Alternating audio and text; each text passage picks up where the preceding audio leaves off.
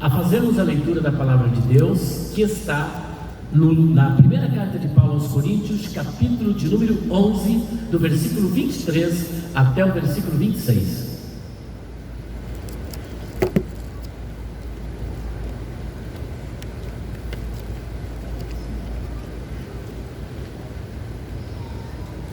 Esta é geralmente a nossa leitura oficial da Ceia do Senhor. Eu confesso para os irmãos que eu tinha preparado um outro texto, mas o Senhor ali me incomodou, ali no hotel, e eu trouxe essa mensagem aqui e vou dizer para os irmãos, é a primeira vez que irei pregá-la nesse texto, com essa abordagem pela primeira vez. Todos encontraram? Amém. Porque eu recebi do Senhor o que também vos ensinei, que o Senhor Jesus, na noite em que foi traído, tomou o pão e, tendo dado graças, o partiu e disse: tomai e comei, isto é o meu corpo que é partido por vós, fazei isto em memória de mim. Semelhantemente, também depois de cear, tomou o cálice, dizendo: este cálice é o Novo Testamento no meu sangue. É o Novo Testamento no meu sangue. Fazei isso todas as vezes que beberdes em memória de mim. Porque todas as vezes que comerdes este pão e beberdes este cálice, anunciais a morte do Senhor até que venha. Portanto, qualquer que comer este pão e beber o cálice do Senhor indignamente, será culpado do corpo e do sangue do Senhor. Somente até aqui, vamos falar com Deus.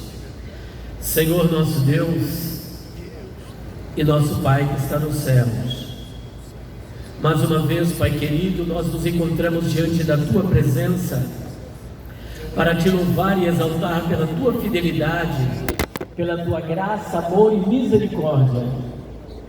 Te adoramos, Pai querido, por essa oportunidade singular, Senhor, a qual o Senhor nos tem oferecido para estarmos diante da Tua presença. Eu Te louvo pela Tua igreja que o Senhor tem trazido até aqui, que são as Tuas ovelhas, que vieram aqui para ouvir somente a Tua voz. E o Senhor também nos designou para sermos canal de expressão da Tua vontade. Se comigo, Pai querido, abençoando-nos com a Tua graça, derramando sobre nós o Teu poder, a Tua unção e a Tua plenitude, em nome do Senhor Jesus Cristo. Amém. Graças a Deus. Meus queridos irmãos, nós vamos falar hoje sobre a ceia do Senhor e o seu significado. A ceia do Senhor e o seu significado. A ceia do Senhor, diferentemente do Pêssar, ou seja, da festa da Páscoa judaica, ela tem um significado que extrapola de uma forma considerável todo o conceito judaico da festa da Páscoa. Ela é transcendente, ela é suprarracional. O seu significado vai além da nossa imaginação, porque enquanto a Páscoa ela é realizada em memória da libertação do poder temporal das mãos de Faraó, do poder do Egito, é a libertação do povo hebreu das mãos de Faraó do Egito. A festa e a memória da ceia do Senhor, ela transcende esse significado, pois a ceia do Senhor, nós celebramos a sua morte, celebramos a nossa redenção, celebramos a nossa salvação e celebramos ainda o arrebatamento da igreja. Portanto, ela transcende o significado, porque o significado da ceia para nós, ele não é temporal, ele não é de um poder temporal, mas a ceia tem um significado espiritual. Um dia você foi lavado, você foi remido, você foi comprado, Você foi resgatado do império das trevas e foi transportado para o reino do Filho do amor de Deus. E agora você pode dizer: eu sou livre, eu sou salvo, eu sou filho, eu posso adorar, eu vou morar no céu. Quantos acreditam nisso nesta noite? Quantos acreditam neste poder resgatador do sangue do Senhor Jesus Cristo? Portanto, esse significado ele transcende todo e qualquer significado temporal, pois é a obra de Cristo realizada na cruz do Calvário. Nós fomos salvos. A primeira verdade espiritual que nós devemos ter em nossa mente é que nós fomos salvos. Nós fomos? Mas aí você pode perguntar: mas salvo de quê? O povo hebreu ali no Egito, nós sabemos que eles foram salvos do poder temporal. Eles estavam escravizados e, portanto, eles foram salvos do poder temporal do Egito. Mas nós fomos salvos de quê? Primeiro, você foi salvo da culpa do pecado. Não se esqueça que você era culpado diante de Deus. Todos nós éramos inimigos de Deus por causa do pecado. Em Adão, todos nós pecamos. Em Adão nós nos tornamos totalmente depravados. Não merecíamos o céu. Tudo que merecíamos era o inferno. Nós éramos culpados, tínhamos uma dívida. E lá em Efésios capítulo 2, versículo 1, a Bíblia diz que nós éramos filhos da ira. Mas tem uma coisa: a morte do Senhor Jesus Cristo te resgatou da culpa do pecado, e hoje você está justificado porque o preço foi pago. E não é ouro, não é prata, não é joias preciosas. Foi o sangue de Jesus Cristo que nos lavou, que nos remiu, que nos libertou e que pagou a nossa dívida. E hoje você não tem mais culpa do pecado. Então você foi salvo da culpa do pecado. Você não é mais culpado. É isso que nós vamos comemorar daqui a pouco. Você não é mais culpado. Você não é mais inimigo de Deus. Você é amigo de Deus. Aleluia! Segunda coisa, você foi salvo do poder do pecado. Mas você pode dizer: mas eu ainda peco. Mas o pecado não tem mais domínio sobre a sua vida, porque o pecado não terá domínio sobre vós, porque você não está mais debaixo da lei, você está debaixo da graça de Deus. A graça te alcançou, a graça te alcançou. Você está liberto pela graça de Deus, o favor imerecido. Você não merecia, você não tinha dignidade nenhuma, mas a graça veio até você. O Senhor Deus deu o primeiro passo. Não é o homem que busca a Deus, é Deus que busca o homem. E quando Ele te buscou, você disse: sim, Senhor, eu quero. E quando você disse eu quero pela fé, você foi salvo do poder do pecado. O pecado não tem domínio sobre você. A diferença da pessoa que nasceu de novo para quem não nasceu de novo é essa: que o que nasceu de novo foi salvo do poder do pecado. Mas o que significa isso? Quando você vivia no trato passado, na velha vida, quando você pecava, isso para você era motivo de glória. Camarada adulterava: ei, hoje adulterei. Bebia 1 litro de cachaça: ah, rapaz, mas eu bebi 1 litro. E aquilo para ele era festa.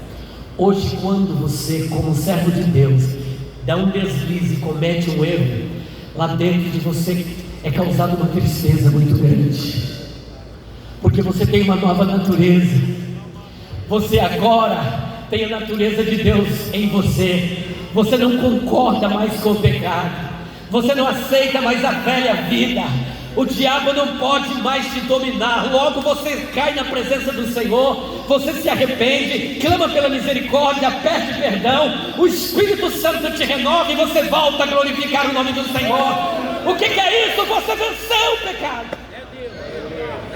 Ele não domina mais a sua vida, porque você foi salvo do poder do pecado. Terceiro ponto: você será salvo da presença do pecado. O pecado ainda está aqui. fazendo os seus ataques contra o nosso corpo mortal. Mas a Bíblia diz que em breve o mortal será revestido da imortalidade, e o que é ignominioso será revestido da glória. Então tragada foi a morte na vitória, porque Jesus voltará, nós seremos ressuscitados, teremos um corpo incorruptível, e o diabo não poderá mais te alcançar. Você vai dizer para ele: é fim de jogo, acabou para você. Você pode adorar o nome do Senhor. A nossa vitória está próxima, a glorificação está próxima. Então você foi salvo da culpa do pecado. Segundo, salvo do poder do pecado. E terceiro, você será salvo da presença do pecado. Não haverá mais pecado. Você não pecará mais. Você estará diante dele para todo sempre. E amém? A ceia e o seu significado. Portanto, aguarde esse grande momento da glorificação, que em breve irá ocorrer. E veja que tudo isso está na ceia. Agora, o que é a ceia do Senhor? Em primeiro lugar, a ceia é uma ordenança. A ceia é uma? Porque o Senhor deu uma ordem. Existem apenas duas ordenanças na Bíblia, nesse sentido mais teológico, mais elevado. A primeira ordenança é a ordenança da ceia. Essa ordenança, o Senhor, antes de morrer, Ele ordenou que se fizesse, celebrasse a ceia. E a segunda ordenança é o batismo, que Ele institui depois da sua ressurreição. Portanto, a ceia é uma ordenança, e ordenança implica numa ordem. Existe um provérbio no mundo que diz o seguinte: manda quem pode, obedece. E é por isso que nós estamos aqui obedecendo à vontade do Senhor Jesus Cristo.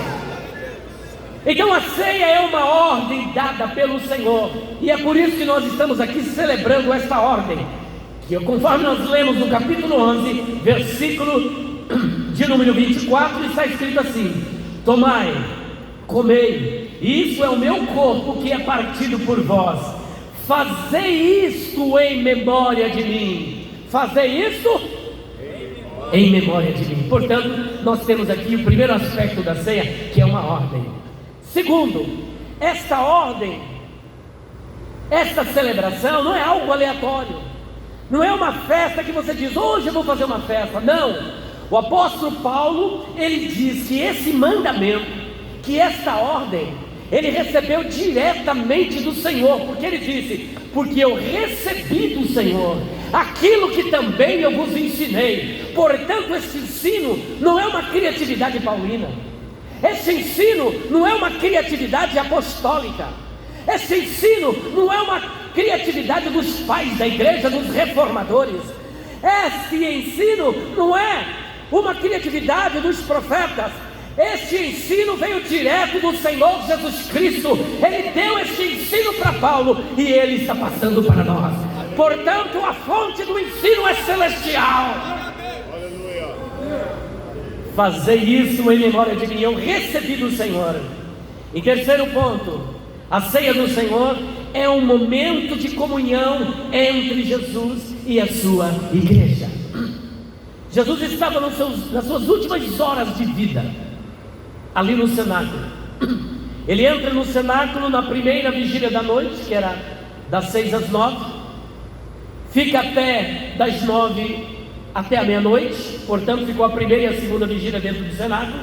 E ali dentro do cenáculo ele institui, logo após celebrar a Páscoa, ele institui a ceia do Senhor, e depois ele vai para o Getsemane. Portanto, o momento em que ele estava instituindo aquela ceia era um momento único, era um momento singular. Ele estava se despedindo, ele estava abrindo o seu coração para os discípulos. Aquilo que ele ouviu do Pai, aquilo que ele recebeu do Pai, ele estava compartilhando com os discípulos. Era um momento de comunhão, era o momento mais dramático da sua vida, era o momento de um grande sentimento, porque ele sabia que ele iria oferecer a sua vida na cruz do Calvário mas Ele deixou uma promessa: vocês não ficarão órfãos, eu enviarei o Consolador, para que continue essa intimidade, para que continue essa comunhão. E aqui nesta noite é o encontro da igreja em Ribeirão Preto com o Senhor Jesus Cristo. Iremos participar do seu corpo, iremos participar do seu sangue. Aqui estaremos no momento de comunhão com o Senhor. Portanto, a ceia em primeiro lugar é uma ordem. Segundo, esta ordem veio direto do Senhor. E em terceiro lugar, é um momento de comunhão. É o momento em que nós então trazemos à memória tudo aquilo que aconteceu na cruz do Calvário. E portanto, a ceia é um memorial. A ceia é um memorial, porque o Senhor Jesus disse: fazei isso em memória de mim. Fazer isto. Ele estava vivo quando disse, mas ele já estava dando então as pistas para os apóstolos. Se é para fazer em memória, a gente só faz algo em memória de quem está morto e não de quem está vivo. Portanto, o que Jesus estava comunicando é: dentro de pouco tempo eu vou deixar essa vida. Ele iria morrer, ele seria crucificado. Portanto, é um memorial. Fazer isso em memória de mim. Ou seja, quando celebramos a ceia, nós celebramos para não esquecermos do que Ele fez por nós. Duas coisas precisam ser lembradas da ceia. Em primeiro lugar, nós nos lembramos da morte do Senhor Jesus Cristo. A ceia é para que você continue trazendo à memória a morte do Senhor Jesus Cristo. E em segundo lugar, a ceia é para que você se lembre que Ele morreu, ressuscitou e em breve voltará. Ele voltará. Ele voltará. Portanto, temos duas coisas que não podemos perder de vista na ceia. Primeiro, a sua morte. E segundo, é que Ele voltará. E como foi essa morte de Jesus? Essa morte de Jesus, em primeiro lugar, foi uma morte vicária. Foi uma morte vicária. A palavra vicário significa substituto. Logo, a morte vicária é uma morte substitutiva. Se é uma morte substitutiva, eu dirijo a pergunta para o plenário, para a igreja: Ele estava substituindo quem? Podem falar bem alto. Quem é que Jesus estava substituindo? Quem? Quem? Eu, você, todos nós estávamos sendo substituídos ali na cruz do Calvário. Aquela cruz não era dele, aquele sofrimento não era dele, aquele cálice não era dele, aquela cruz era minha, aquela cruz era sua, o cálice amargo era nosso, mas Ele sorveu, Ele bebeu o cálice, Ele foi pregado na cruz no meu lugar, Ele foi pregado na cruz no seu lugar, Ele morreu em nosso lugar, Ele morreu pelos nossos pecados, Ele levou sobre si as nossas transgressões, conforme diz Isaías 53, versículos 4 e 5. Ele pagou a nossa dívida. Ele não tinha nada que fazer isso. Ele poderia muito bem deixar cada um a sua própria sorte, ir para o inferno e ser alvo da ira de Deus. Mas Ele decidiu dar a sua vida. Ele disse: ninguém tira a minha vida, eu mesmo a dou, eu a dou de mim mesmo. E Ele diz: derribem esse templo, podem derrubar, mas no terceiro dia eu reedificarei, eu vou ressuscitar. Aleluia! Quantos estão entendendo o significado da ceia? Oh, Xeramamai, aleluia! Deus de Abraão, de Isaac e de Jacó. Portanto, ceia não é vir aqui tomar um copo de suco. Ceia não é vir aqui comer um pedaço de pão. Quando você tomar este pão e beber este cálice, não se esqueça que alguém morreu no seu lugar. O sangue de alguém foi derramado no seu lugar. Alguém foi crucificado no seu lugar. E para finalizarmos, a morte do Senhor Jesus foi uma morte redentora. A morte do Senhor Jesus foi uma morte, primeiro, foi substitutiva. Ele morreu no meu lugar e no teu lugar. Segundo lugar, essa morte é uma morte redentora. Ele fez o papel aqui, que a gente chama em hebraico de Goel.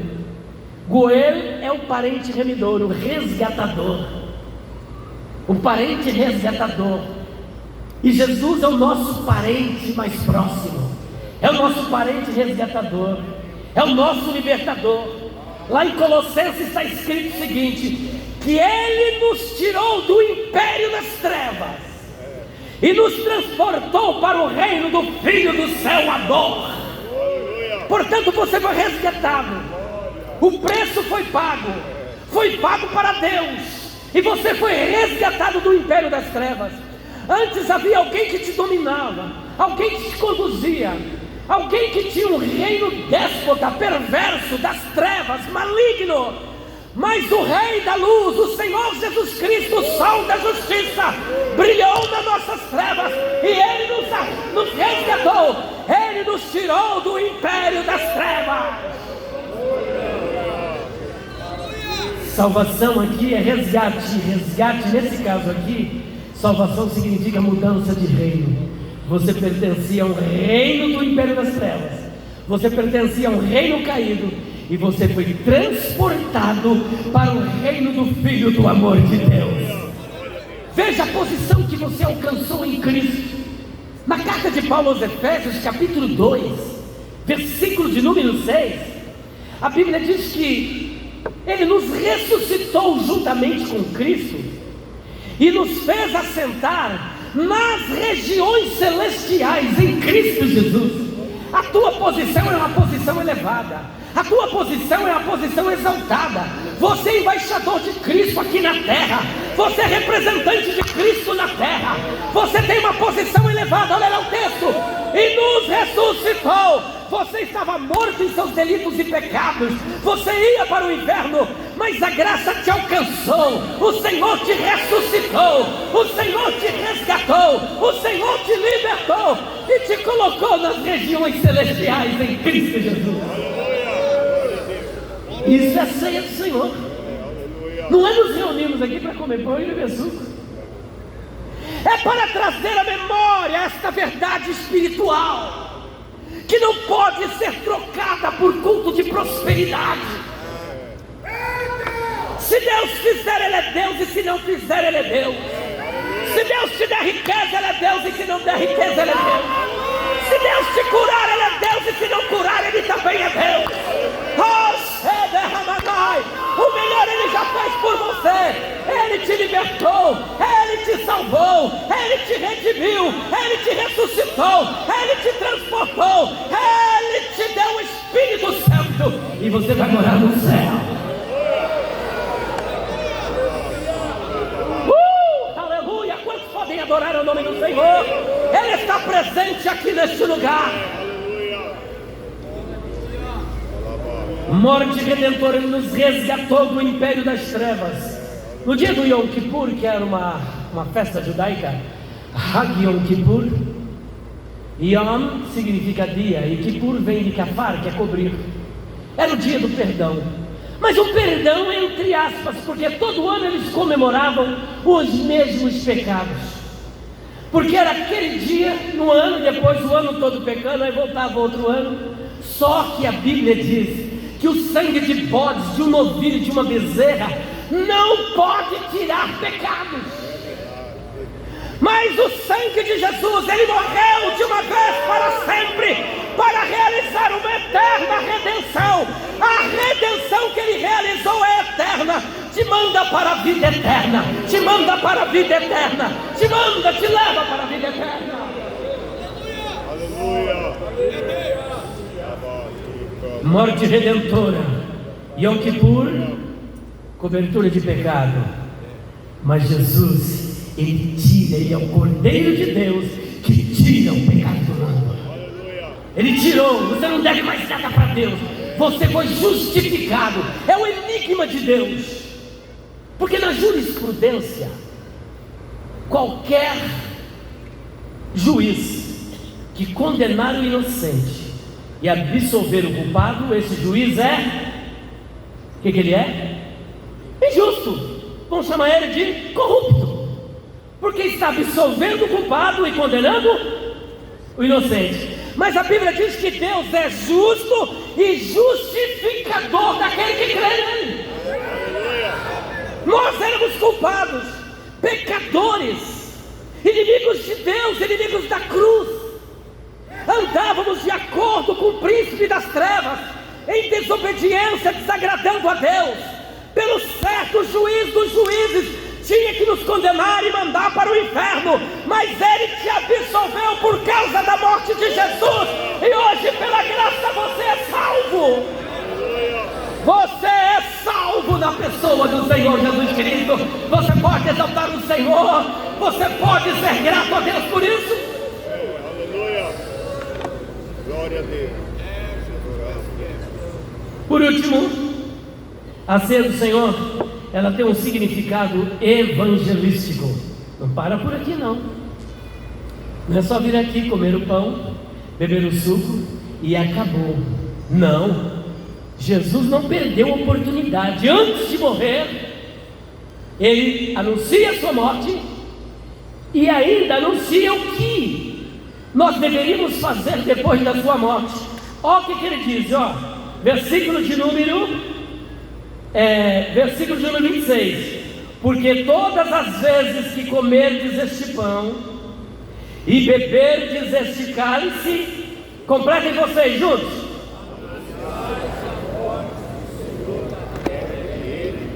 Agora eu quero aquele coral, todo mundo. Porque toda vez que comerdes este pão e beberdes deste cálice,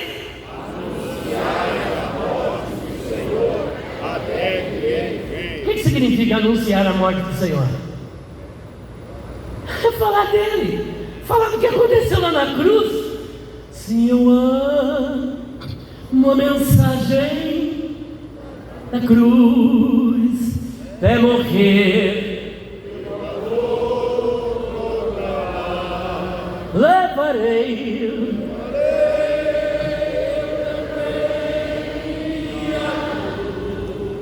É por uma coroa trocar. Portanto, o significado da ceia significa que você tem um compromisso com Jesus, porque você entrou em aliança com Ele. A aliança da cruz, que não foi selada com sangue de novilho, com sangue de bode, com sangue de animal, mas com o próprio sangue do Cordeiro imaculado, justo, puro e santo, mais perfeito do que os céus, separado dos pecadores. É o sangue de Jesus Cristo, que não pode ser comprado com prata e com ouro. Portanto, você tem um compromisso. Cada vez que você celebra aqui, você está se comprometendo a dizer o que aconteceu na cruz do Calvário. É o seu compromisso, é o meu compromisso. Por último, anunciamos a sua morte, a pregação da palavra. E ainda, anunciais a morte do Senhor até que Ele, portanto não é para parar, porque ao mesmo tempo que você está anunciando a morte, você está anunciando que Ele vem. Quantos ainda continuam acreditando que Ele vem? Você continua ainda acreditando que Ele vem? Existem escarnecedores que não acreditam mais. Pode passar os céus e a terra, disse o Senhor, mas as minhas palavras não hão de passar. Porque Ele não é homem para que minta, nem filho do homem para que se arrependa. Aquilo que Ele prometeu, Ele vai cumprir. Portanto, a ceia do Senhor tem todo este significado, e é por isso que ela é solene. Examine-se, pois, o homem a si mesmo, e depois coma desse pão e beba deste cálice, porque isso daqui não é uma festa do ágape ou do agape, não é uma comilança como os coríntios, a igreja de Corinto estava fazendo. Não era para comer e beber e fazer festa, não. tinha algo mais além. A ceia, nós não temos o conceito de transubstanciação. Não acreditamos que o pão, quando ora, se transforma literalmente no corpo de Cristo. Não. E também não tem um conceito consubstancial, a presença de Cristo nos elementos. Não. A ceia para nós é uma memória. Essa memória da morte, a memória da nossa redenção, a memória da salvação, a memória da libertação, a memória da ressurreição, a memória de tudo que Ele fez e padeceu na cruz do Calvário, a memória do teu pecado que foi perdoado, da tua dívida que foi paga. Portanto, para nós é um memorial, porque nós não precisamos de Cristo presente no pão, porque Ele está presente na igreja. Estarei convosco todos os dias, todos os dias, todos os dias, até a consumação dos séculos. Amém. Que Deus nos abençoe em nome do Senhor Jesus. Aleluia.